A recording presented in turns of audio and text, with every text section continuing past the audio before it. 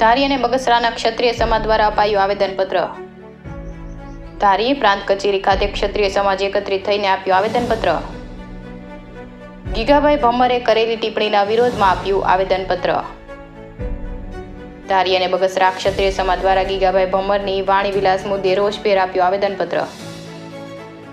Reporter Pratapbhai વાળા, ધારી, અમરેલી।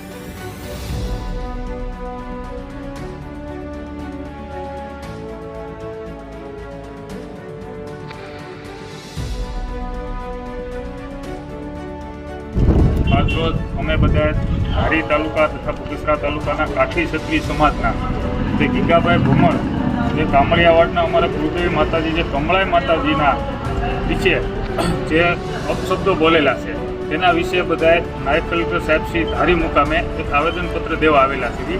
આ ગીગાભાઈ ભમ્મર છે એ બીજા અન્ય સમાજ વિશે પણ ખૂબ જ ખરાબ એમના ભાષણમાં બોલેલા છે સમૂહ લગ્નની અંદર। તેની સામે કાયદેસરની ફોજદારી કરવા માટે અમે આવેદનપત્ર આપેલ છે અને જે શબ્દો બોલ્યા છે તેનાથી અમારો સમાજ તમને નફરત કરે છે અને આ ગીગાભાઈ છે એ એના શબ્દો છે એ પાસાટે છે અને એની સામે ફોજદારી ફરિયાદ દાખલ થઈ અને કાયદેસરની કાર્યવાહી કરવા અમે આવેદનપત્ર આજ પ્રાંત ઓફિસ ધારી મુકામે રજૂ કરેલ છે।